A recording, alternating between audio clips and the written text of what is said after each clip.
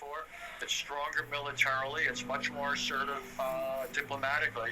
So I think you're going to get much more pushback from the United States. So, Richard, to borrow a hackneyed expression from an old car commercial, as I recall, this ain't your father's world anymore. I mean, what gave rise to the post-World War II structures doesn't obtain anymore. So it's not just a matter of going backward, right? It has to go forward. Is there a vision? Does the Biden camp have a vision of how we can rebuild better?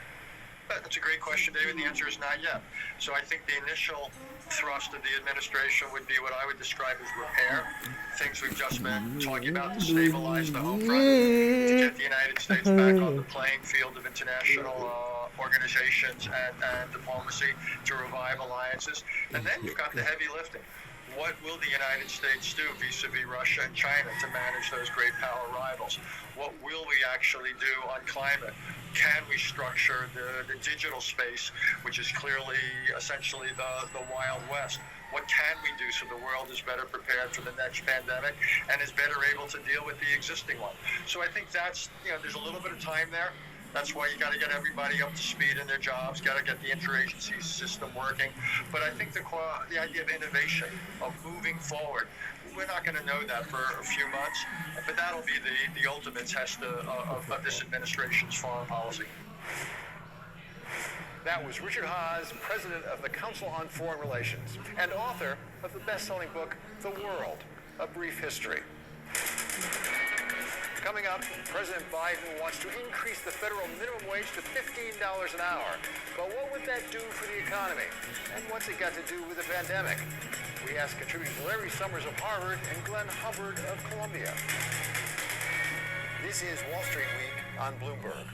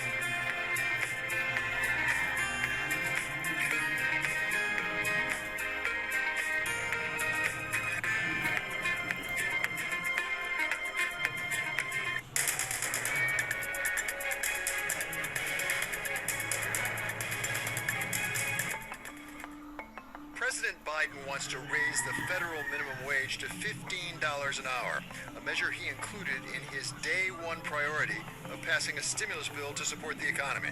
People in both parties now recognize it's time to raise the minimum wage so hardworking people earn at least $15 an hour minimum. A move to $15 an hour would be more than double the current minimum wage of $7.25, which hasn't been changed since 2009. If passed, it would provide a pay hike to nearly 400,000 Americans who are earning minimum wage. The $15 minimum wage basically gets you to the poverty line for a family of four. Until now, it's been the states leading the charge in raising minimum wages, with 29 states and the District of Columbia already taking action. All of the evidence historically is that the economy rose after the minimum wage has been raised. It is not the burden that it has been sort of told. Critics say that raising the minimum wage could come at the cost of millions of jobs. One thing that even the Congressional Budget Office recognizes is that by increasing the minimum wage to $15 an hour, it could shutter somewhere around 3.7 million jobs on the high end, a minimum of 1.3 million jobs in our economy. One of those critics is Walmart CEO Doug McMillon. At a business roundtable event this week, the CEO agreed that $7.25 an hour is too low, but called for a higher wage that takes into account geographic differences and small businesses. I think the CEO of Walmart is making a sensible statement that one size fits all isn't perfect. Some CEOs, like some states, are not waiting for the federal government to raise wages for workers.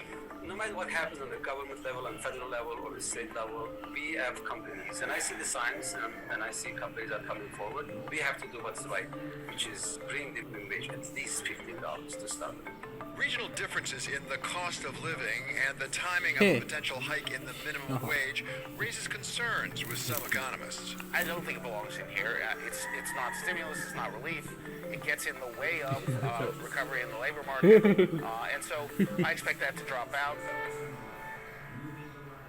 For our roundtable reaction to a rise in the minimum wage, we welcome now Wall Street Week contributors Larry Summers, who served as Treasury Secretary under President Clinton and then as Director of the National Economic Council under President Obama, and Glenn Hubbard, who chaired the Council of Economic Advisors under President George W. Bush. Welcome to both of you. Larry, so let's start with you. What would be the effects on the economy overall of a rise to $15 an hour for the minimum wage? I read from the CBO, from the Congressional Budget Office, that on the one hand, you'd lose 1.3 million jobs. On the other hand, you'd take a lot of people out of poverty. I think it would take a lot of people out of poverty. I think on balance, it's probably positive. I worry less about job destruction than I worry that employers will stop paying benefits when they have to pay higher wages. I worry that employers will shift away from the most vulnerable and inexperienced workers towards workers with more experience and more education. And so I think I'd probably prefer to see a more gradual approach and a more differentiated approach to a major minimum wage increase. But if we're going to have a minimum wage, the question is whether to do this or to do nothing. I would, on balance, favor doing this. So, Glenn, is there a third alternative to address perhaps some of what Larry is concerned about? I've heard it suggested that the problem with the minimum wage is it essentially acts as a tax on the employer. A better way would be to get money into the hands of people who need it through increasing the earned income tax credit, because that's a tax on all of us. It's shared equally. It doesn't penalize you for employing people. Well, I think that's right. I think President Biden got it right when he said people who work 40 hours a week should not be poor. That's a moral statement. It's an economic statement. But it's not a comment on the minimum wage per se. I would think that the EITC increase, particularly for childless workers who have not received much work support from EITC, and President Biden has talked about that, and also big government support for training, for community colleges. These are the kinds of things that can help raise the wages of low-wage workers. So a gradual increase in the minimum wage may, on balance, be fine if it's gradual and not all the way so fast. But I think building bridges to the future for workers is a much better idea. So, Larry, what about it? Would you prefer an EITC increase, or is that just not doable? When you were in the halls of government, did you think about that? Sure I would. And Biden the president has talked about increasing the minimum wage, increasing the EITC. He's talked about increasing the child care credit, everything that's pro-training that Glenn talks about, I'm for. I'd go a little further than Glenn. We've left the minimum wage where it is for 11 years since 2009. So I think a bit of a jump increase now, not all the way to $15, would probably be well advised. I think embracing the principle that no head of household or no independent adult who works full time should be below the poverty line. And then the question is,